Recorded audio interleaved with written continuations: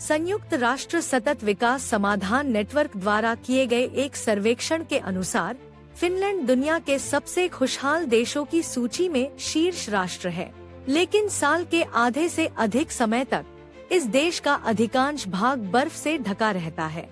सर्दियों में देश के उत्तरी भाग में तापमान -50 डिग्री सेल्सियस तक गिर जाता है। देश के बगल में महाशक्ति रूस है, जो नियमित रूप से सैन्य हमलों की धमकी देता है। इसके अलावा 1990 तक यह देश दुनिया में आत्महत्या की प्रवृत्ति वाले देशों में दूसरे स्थान पर था।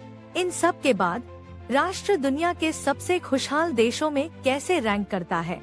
लगातार 5 बार, एक भी बार नहीं। आइए पता लगाएं कि क्यों फिनलैंड दुनिया का सबसे खुशहाल देश है। शब्द फिनलैंड स्वीडिश भाषा से आया है, जिसका अर्थ है फिनलैंड वासियों की धरती या फिनलैंड वासियों का देश। लेकिन फिनलैंड वाले अपने देश को सुओमी कहते हैं, जिसका अर्थ है दिल और आग की भूमि। उत्तर ध्रुव के निकटता के कारण यह राष्ट्र हजारों वर्षों तक बर्फ से ढका हुआ था। इस कारण बर्फ के दबाव के कारण कई छोटे झीलें बनी हैं। इसलिए इस राष्ट्र के पास बड़े और छोटे दोनों झीलें हैं। फिनलैंड उत्तर पश्चिम यूरोप का एक नॉर्डिक देश है, जो बाल्टिक सागर पर स्थित है। फिर भी बहुत से लोग सोचते हैं कि यह एक स्कैंडिनेवियाई राष्ट्र है। हालांकि फिनलैंड के स्कैंडिनेवियाई देशों के साथ उत्कृष्ट संबंध हैं और संस्कृतियां भी बहुत समान हैं। यह प्राचीन काल में अलग थलग था, लेकिन बाद में स्वीडन द्वारा इसका अधिग्रहण किया गया और लगभग 700 साल तक शासित किया गया। बाद में 1809 में स्वीडन को फिनिश युद्ध में रूस ने हराया और फिनलैंड को रूसी साम्राज्य को सौंप दिया। फिनलैंड ने बाद में 1917 में रूसी क्रांति के दौरान स्वतंत्रता का दावा किया और 1918 में स्वतंत्रता प्राप्त की। फिर फिनलैंड गणराज्य का गठन हुआ। फिनलैंड का कुल भूमि क्षेत्रफल 3,38,455 वर्ग किलोमीटर है। इसकी आबादी 5.5 मिलियन से थोड़ी अधिक है, जो प्रति वर्ग किलोमीटर केवल 16 व्यक्ति के बराबर है। यह यूरोपीय राष्ट्र है जिसकी जनसंख्या घनत्व सबसे कम है। रूस, स्वीडन और नॉर्वे वे देश हैं जो इस राष्ट्र की सीमा में हैं। अब देखते हैं कि फिनलैंड दुनिया का सबसे खुशहाल देश क्यों है। सामाजिक सुविधाएं, सामुदायिक उदारता, व्यक्तिगत स्वतंत्रता, सकल घरेलू उत्पाद, जीवन प्रत्याशा और भ्रष्टाचार की डिग्री को खुशी के संकेतक माना जाता है। संयुक्त राष्ट्र हर साल यह निर्धारित करता है कि दुनिया में कौन से राष्ट्र सबसे खुश हैं। इन मानदंडों को जोड़कर और फिनलैंड ने इन मापदंडों पर लगातार दुनिया के बेहतरीन राष्ट्रों में स्थान बनाया है। पहले आइए राष्ट्र के जीडीपी और वित्तीय स्थिति पर चर्चा करें। 2028 तक फिनलैंड का जीडीपी $344 बिलियन तक पहुंचने का अनुमान है, जो दुनिया में 46वां स्थान है। हालांकि देश की प्रति व्यक्ति आय यह निर्धारित करने के लिए उपयोग की जा सकती है कि यह कितना समृद्ध है। देश की प्रति व्यक्ति आय लगभग 58,000 अमेरिकी डॉलर है, जो इसे विश्व में 16वें स्थान पर रखती है। यह दुनिया के सबसे धनी देशों में से एक है। इस राष्ट्र में आय असमानता बहुत कम है। देश में अमीर और गरीब के बीच लगभग कोई अंतर नहीं है। फिनलैंड में लगभग सभी प्रकार के लोगों के पास सभी मूलभूत और सामाजिक सुविधाओं तक पहुंच है। इसी कारण राष्ट्र की आबादी में असंतुष्ट होने की प्रवृत्ति बहुत कम है। फिनलैंड की कंपनी नोकिया सभी को अच्छी तरह से जानी जाती है। हालांकि नोकिया फिनलैंड की सबसे बड़ी कंपनी नहीं है। फिनलैंड की सबसे बड़ी कंपनी फोर्टिम है। अतिरिक्त रूप से राष्ट्र यूरोपीय संघ का हिस्सा है। परिणामस्वरूप राष्ट्र में व्यापार मुक्त है। हालांकि देश लोकतांत्रिक समाजवाद के सिद्धांतों का पालन करता है, इसलिए देश के शिक्षा और स्वास्थ्य क्षेत्रों में कोई समझौता नहीं किया जा सकता। सरकार पर इसका पूर्ण अधिकार है। फिनलैंड को औपचारिक रूप से फिनलैंड गणराज्य के नाम से जाना जाता है। यह राष्ट्र एक एकीकृत, पूरी तरह से लोकतांत्रिक राष्ट्र है और लोकतांत्रिक सूचकांक में विश्व में तीसरे स्थान पर है। यहाँ सरकार को हमेशा जनता पर भरोसा करना पड़ता है। देश का प्रमुख राष्ट्रपति है और सरकार का प्रमुख प्रधानमंत्री है। अलेक्जेंडर स्टब फिनलैंड के राष्ट्रपति के रूप में कार्य करते हैं, जबकि पेटेरी ऑर्पो देश के वर्तमान प्रधानमंत्री हैं।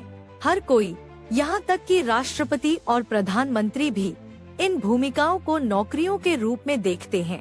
वे मानते हैं कि उन्हें 4 साल की अवधि के लिए लोगों द्वारा चुना गया है। राष्ट्र में लगभग कोई भ्रष्टाचार नहीं है। यहाँ काम करने वाले लोगों को उनके द्वारा किए गए हर कार्य के लिए जिम्मेदार ठहराया जाता है और उनका काम काफी पारदर्शी होता है। यहाँ सरकार के पास स्वास्थ्य और शिक्षा क्षेत्रों पर पूर्ण अधिकार है। देश के शिक्षा और स्वास्थ्य देखभाल प्रणाली पूरी तरह से जनता के लिए मुफ्त है। फिनलैंड मानव विकास सूचकांक में कुल मिलाकर 11वें स्थान पर है। राज्य बेरोजगारों, बीमारों, विकलांगों और बुजुर्गों को पूर्ण समर्थन प्रदान करता है। युद्धकालीन पीड़ितों के लिए राज्य मुआवजा प्रदान करता है। राज्य अपने निवासियों को स्वास्थ्य सेवा तक पहुंच भी प्रदान करता है। इसके अलावा प्रत्येक नगरपालिका में एक स्वास्थ्य केंद्र होता है, जिसकी लागत सरकार द्वारा वहन की जाती है। हालांकि लोग इसके लिए अपनी आय का एक बड़ा हिस्सा कर के रूप में देते हैं, लेकिन वह कर लोगों पर खर्च किया जाता है। इस प्रकार लोग सरकार को स्पष्ट रूप से कर देते हैं। दुनिया के सबसे अच्छे शिक्षा प्रणालियों में से एक फिनलैंड में पाया जाता है। यहाँ सभी को सीखना पसंद है। इस देश में एक छात्र को 16 वर्ष की आयु तक कोई परीक्षा देने की आवश्यकता नहीं है। छात्रों के कक्षा शिक्षक यह निर्धारित करते हैं कि उस समय तक कौन सा विषय पढ़ाया जाएगा। फिनलैंड में लोकतंत्र, मानवता आदि के बारे में शिक्षा कम उम्र से शुरू होती है, ताकि बच्चे परिपक्व हो सकें और समाज के जिम्मेदार सदस्य बन सकें। पूरे फिनिश शैक्षिक प्रणाली में प्राथमिक विद्यालय से विश्वविद्यालय तक कोई ट्यूशन फीस नहीं है और सरकार इसके सभी खर्चों के लिए जिम्मेदार है। देश के प्राथमिक शिक्षा संस्थानों के शिक्षक आमतौर पर सबसे अच्छे विश्वविद्यालय छात्र होते हैं। वे शिक्षण के माध्यम से भी बहुत पैसा कमाते हैं। फिनलैंड के लोग बहुत सारी किताबें पढ़ते हैं, साथ ही वहाँ बहुत सारी पुस्तकालय हैं। हर दिन देश में 75 पत्रिकाएं और 55 दैनिक समाचार पत्र प्रकाशित होते हैं। परिणामस्वरूप देश में 1500 से अधिक पुस्तकालय हैं। हेलसिंकी पुस्तकालय, जिसकी स्थापना 1860 में हुई थी, में 21 लाख से अधिक पुस्तकें हैं। पढ़ने के प्रति उनके प्रेम के कारण इस राष्ट्र के लोग बहुत विनम्र हैं। फिनिश संस्कृति में लोग अपनी उपलब्धियों के बारे में कभी घमंड नहीं करते। विशेष रूप से सोशल मीडिया पर वे अपनी उपलब्धियों पर शायद ही कभी चर्चा करते हैं। इसके बजाय वे ऑफलाइन और ऑनलाइन दोनों जगह अपनी उपलब्धियों के प्रति विनम्र होते हैं। Ein solche Demat Word manchmal als Zeichen von Demat gesehen, aber sei match die Menschen tatsächlich glücklicher। Finland के लोग बहुत यात्रा करना पसंद करते हैं। देश में आधुनिक और ऐतिहासिक रूप से महत्वपूर्ण दोनों भवन पाए जा सकते हैं। विशेष रूप से कई किले हैं। देश में कई झीलें और द्वीप हैं और इसका 72% से अधिक हिस्सा जंगलों से घिरा है। मछली पकड़ने के साथ साथ लोग इन झीलों के किनारे भी जश्न मनाते हैं और रात बिताते हैं। फिनलैंड की राजधानी हेलसिंकी है। देश में अन्य बड़े शहर भी हैं। परिणामस्वरूप लोग शहरी आधुनिकता और प्राकृतिक जीवन दोनों का अनुभव कर सकते हैं। फिनिश लोगों ने हमेशा मेलजोल और समुदाय को महत्व दिया है। एक सर्वेक्षण के अनुसार 95% फिनिश लोगों का मानना है कि वे अपने परिवार के बाहर किसी ऐसे व्यक्ति को जानते हैं जो उन्हें कठिन परिस्थितियों में सहायता कर सकता है। एक अन्य सर्वेक्षण में पाया गया कि 86% फिनिश अपने कार्य जीवन संतुलन से संतुष्ट हैं। देश मातृत्व अवकाश के अलावा पितृत्व अवकाश भी प्रदान करता है। अन्य देश के तरीकों को अपनाना शुरू कर रहे हैं।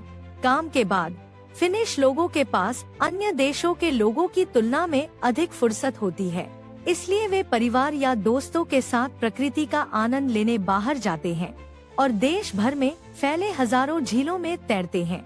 फिनलैंड में मानसिक बीमारी को अब समाज और राज्य द्वारा स्वीकार किया जाता है। इसे अन्य बीमारियों की तरह ही इलाज किया जाता है। कोई जो परेशान या अवसादग्रस्त है वह इसे दूसरों को आसानी से बता सकता है। यदि कोई परेशान है तो काम छोड़ना भी एक विकल्प है और ये चीजें फिनलैंड में आम है। मानसिक विश्राम के लिए देश के लोग स्टीम रूम में बहुत समय बिताते हैं। फिनिश लोग इसे सौना कहते हैं। यह शारीरिक और मानसिक विश्राम दोनों प्रदान करता है। इसके अलावा यह बुखार और सर्दी जैसी बीमारियों को भी रोकता है। इस कारण इस देश में 2.5 मिलियन स्टीम रूम हैं। फिनलैंड दुनिया का शीर्ष कॉफी उपभोग करने वाला देश भी है। फिनलैंड में सामान्य व्यक्ति प्रति वर्ष 12 किलो से अधिक कॉफी का सेवन करता है। हालांकि फिनलैंड एक शांतिपूर्ण देश है, फिर भी इसमें सैन्य शक्ति की कमी नहीं है। पड़ोसी रूस से खतरों के कारण देश ने हाल ही में अपनी सैन्य शक्ति बढ़ाई है और दुनिया के सबसे बड़े गठबंधन नाटो में शामिल होने की तैयारी कर रहा है। अपनी खुशी के बावजूद फिनलैंड के पास अभी भी एक बड़ी समस्या है। यह आत्महत्या की प्रवृत्ति है। इस देश में आत्महत्या की दर विश्व में 22वीं सबसे अधिक है। हालांकि देश इस समस्या का समाधान खोजने के लिए कड़ी मेहनत कर रहा है और प्रगति देख रहा है। देश में आत्महत्या एक समस्या के रूप में धीरे धीरे घट रही है। हम इस वीडियो के माध्यम से देख सकते हैं कि एक देश कैसे खुश हो सकता है। हमें उम्मीद है कि इन कदमों को उठाकर हर देश दुनिया में एक समृद्ध और खुशहाल देश बन सकता है। यदि आपको वीडियो पसंद आए तो कृपया टिप्पणी छोड़ें।